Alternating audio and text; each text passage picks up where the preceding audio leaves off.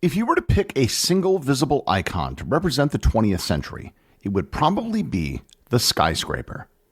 Skyscrapers didn't really even exist before the 20th century, but by the end of the century, they had become ubiquitous in major cities around the world. The skyscraper didn't just appear out of nowhere. They wouldn't have been possible if it wasn't for multiple technical innovations. Continued innovations have allowed skyscrapers to get taller and taller.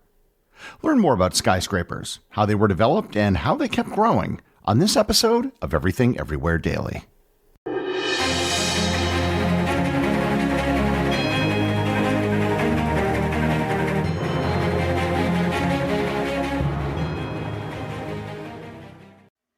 This episode is sponsored by ButcherBox. Several times I've mentioned the grass-fed and grass-finished ground beef and steaks that you can get from ButcherBox. This time, I'd like to tell you about their exceptional salmon and seafood. Most of the salmon that you might buy at a store is actually farm-raised. These salmon are fed a diet that isn't natural for salmon, and as a result, their flesh tends to be gray, not pink. To compensate for this, they're then fed a synthetic chemical to replicate the color of natural salmon. ButcherBox sources all of its seafood directly from independent fishing operations in places like Alaska, Maine, and Massachusetts. Everything is wild-caught and sustainably harvested with no added chemicals, dyes, hormones, or preservatives. The result is some of the finest salmon, scallops, cod, and shrimp delivered directly to your door. Sign up for ButcherBox today by going to butcherbox.com/daily and use code DAILY at checkout and enjoy your choice of bone-in chicken thighs, top sirloins, or salmon in every box for an entire year. Plus, get $20 off. Again, that's butcherbox.com/daily and use code DAILY. Ryan Reynolds here from Mint Mobile. With the price of just about everything going up during inflation, we thought we'd bring our prices down. So to help us, we brought in a reverse auctioneer, which is apparently a thing. Mint Mobile Unlimited Premium Wireless. How to get 30, 30, bit to get 30, bit to get 20, 20, 20, bit to get 20, 20, bit to get 15, 15, 15, 15, just $15 a month?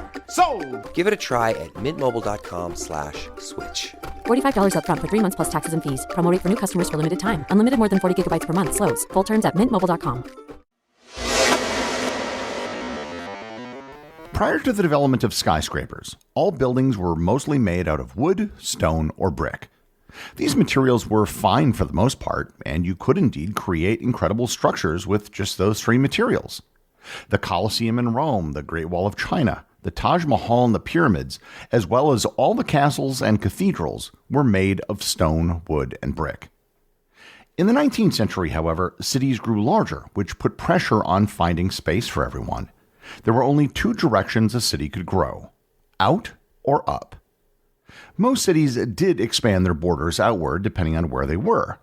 A city like New York, and New York City was the island of Manhattan for most of the 19th century before the borough merger, had nowhere to go. Even if a city could sprawl outward, there was still demand for space in the city center, and this required the construction of taller buildings. However, there was a problem. There was a limit to how tall you could reasonably build a brick building. In ancient Rome, apartment buildings known as insula were recorded as being as tall as 9 stories. But eventually, limits were placed on how tall they could go because they were simply too dangerous. Constructing very tall buildings out of brick, which had become the dominant building material in the 19th century, presented two major problems. The first problem was a human problem. That was something the Romans realized. The taller the building, the harder it was to reach the top floor. In modern buildings, the top floor is often called the penthouse, which is the most valuable part of the building. In Rome, the top floor was the cheapest part of the building because it required so much work to climb up and down every day. No matter how cheap it was, there was a limit to how much anybody would walk vertically for any building. The second problem was structural. Brick and mortar are heavy materials. As a building gets taller, the weight of the bricks at the top must be supported by those below. This increasing weight exerts a significant amount of stress on the lower levels. Beyond a certain height, the bricks at the bottom simply cannot support the weight above. Bricks have limited compressive strength. Compressive strength is the capacity of a material to withstand loads that attempt to compress it. In tall buildings, the stress on the lower bricks can exceed their compressive strength, leading to structural failure. The only way around that is to make the base of the buildings extremely wide. However, there's a limit to how wide a building's base can be before it loses functionality. And if you can't use the bottom floors, adding more floors to the top of the building defeats the entire purpose. Stone had a higher compressive strength, but it was more difficult and expensive to work with. For all practical purposes, brick buildings could only be built to about a 6-story height in most cities. Taller brick buildings were built, but they were challenging to build, live in, and work in. The first big innovation which paved the way for the skyscraper was the safety elevator. The safety elevator was created by Elisha Otis in 1857, and I have previously dedicated an entire episode to the subject. Otis's elevator was a safe way to transport people vertically in buildings. There were lifting systems previously, but they had a spotty safety record and people were afraid to ride in them, for good reason. With an elevator, people could now easily reach the upper floors of buildings. The first commercial building with an Otis elevator was the Equitable Life Building in Manhattan, which opened in 1870. However, elevators didn't solve the structural problem of bricks. The answer to the brick problem lay in iron and steel. It was realized that you could create a metal skeleton for a building that would carry the building's load. It didn't have to be carried by the walls of the building as it did with brick, and it would be much lighter. The first building of this type ever built was the Oriel Chambers building in Liverpool, England. Built in 1864, it had a cast iron frame. Because the frame of the building carried the load, the walls had very large windows. Large windows on a building weren't previously possible because you couldn't take up that much wall space with windows because the walls had to bear the load of the building. These non-load-bearing walls are known as curtain walls. The Oriel Chambers building was not a skyscraper as it was only 5 stories tall, but it did have many of the elements that would make skyscrapers possible. The first building to be considered a true skyscraper was the Home Insurance Building in Chicago, Illinois. Built in 1885, it stood 10 stories tall, and 2 more stories were added in 1891. Designed by the architect William LeBaron Jenney, it had an iron frame. The Home Insurance Building was also the first building in what would become the Chicago School of Architecture. The Chicago School adopted modern building techniques to make taller buildings. A host of skyscrapers were built in the following years. Chicago's 13-story Tacoma building was built in 1889. That same year, the 10-story Rand McNally building, the first building with a full steel frame, was also built in Chicago. And here I should note the innovation that made the Rand McNally building and all future skyscrapers using steel possible, the Bessemer process. Steel is much stronger than cast iron. Although steel had been known for centuries, it was difficult to create in mass. The Bessemer process, patented in 1856, allowed for the mass production of steel, which allowed for the creation of steel beams to make skyscrapers. In 1892, the Masonic Temple building was constructed, which had 21 stories and was the tallest building in Chicago. The transition to steel structures wasn't abrupt. Brick buildings were still being built.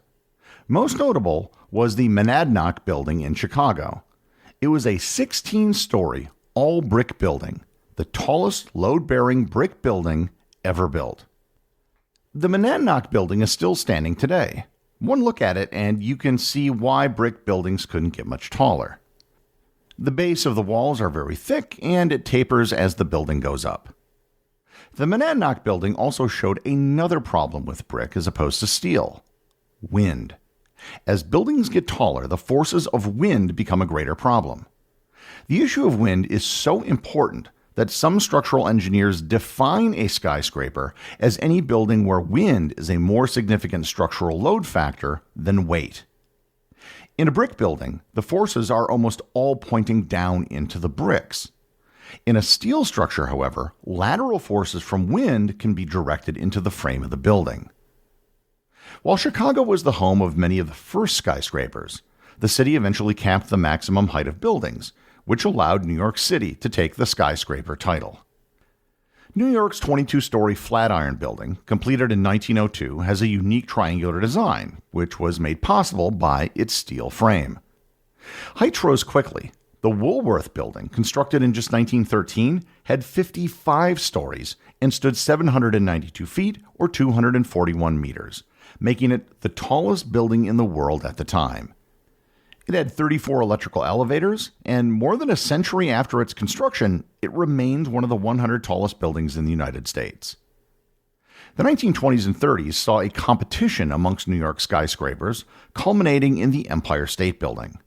The 102-story building had a peak height of 1,454 feet, or 443 meters. It was the tallest building in the world for almost 40 years. Until the 1930s, skyscrapers were mostly an American phenomenon. However, in the 30s and 40s, there was an explosion in skyscraper buildings around the world. The largest collection of skyscrapers was in the Soviet Union. Known as the Seven Sisters, these Stalinist-era buildings were the largest in Europe at the time. The tallest of the buildings was the main building of the Moscow State University. It stood 239 meters, or 784 feet tall, and was Europe's tallest building until 1990. All of these skyscrapers didn't really look like the skyscrapers that we know today. The modern-looking glass skyscraper was developed by the architect Ludwig Mies de van der Rohe in the 1950s. Van der Rohe noticed that all the skyscrapers tried to look like they weren't skyscrapers. Almost all of them had some sort of stone facade, like the Empire State Building, which is clad in limestone. Van der Rohe began designing buildings that were entirely covered in glass. One of the first glass facade buildings was the Seagram Building in New York City, completed in 1958. Van der Rohe wasn't the first architect to create such buildings. The United Nations building was completed in 1952, for example. However, he popularized such buildings, which became known as the International Style. Skyscrapers with an entirely glass facade wasn't just a design choice. Glass was lighter than limestone, which removed stress from the building. It also brought in more light and made the interior spaces feel more roomy. In the early 1960s, the Bangladeshi-American structural engineer Fazlur Rahman Khan developed a new system called tubular design. Rather than a building with a metal skeleton holding everything together, he realized you could achieve the same thing by having a rigid metal tube outside the building. By tube, it doesn't have to be circular. The metal on the outside of the building would simply create a hollow tube which would support the building. The first such building was the Plaza on DeWitt, which was finished in 1966 in Chicago. The design style quickly caught on as it allowed buildings to be taller than before. This technique was used in the John Hancock Center and the Sears Tower in Chicago, the World Trade Center towers in New York, and the Petronas Towers in Kuala Lumpur, Malaysia. Eventually, as skyscrapers reached well over 100 stories, steel too ran into problems, just like brick did nearly a century earlier. When the Emirate of Dubai commissioned the Burj Khalifa, a tower that would dwarf any human structure in history in terms of height, the architectural firm assigned to the project of Skidmore, Owings & Merrill decided to take an entirely different approach. Instead of a steel frame or steel tube, they used reinforced concrete. Concrete has incredible compressive strength so that it can withstand the forces pushing down from the tower's weight. The Burj Khalifa wasn't the first concrete structure or even the first concrete structure with a tube design. It had been tested before in other buildings. But it was the first to use a new design invented by the architects known as the buttressed core. The layout of the Burj Khalifa looks like the letter Y, with 3 different tubes connecting to provide lateral support for the entire building when it encounters high winds. Instead of hauling up steel girders, they had to overcome the engineering challenge of pumping up cement to such a high height. Reinforced concrete with a buttressed core, like the Burj Khalifa, is being looked at for many other next-generation super skyscrapers. The Jeddah Tower, which is currently under construction in Saudi Arabia, will be the first building in history to reach a height of 1 kilometer, and it will be using reinforced concrete and a Y-shaped buttress core. The desire for ever taller skyscrapers will constantly push the need for new construction techniques and materials to make those dreams possible. But in the short span of a little more than a century, we've gone from bricks to steel beams to reinforce concrete, which has resulted in skyscrapers of heights that previous generations could never have imagined. The executive producer of Everything Everywhere Daily is Charles Daniel. The associate producers are Benji Long and Cameron Keever. I want to give a big shout out to everyone who supports the show over on Patreon, including the show's producers. Your support helps me put out a show every single day. And also, Patreon is currently the only place where Everything Everywhere Daily merchandise is available to the top tier of supporters. If you'd like to talk to other listeners of the show and members of the Completionist Club, you can join the Everything Everywhere Daily Facebook group or Discord server. Links to everything are in the show notes.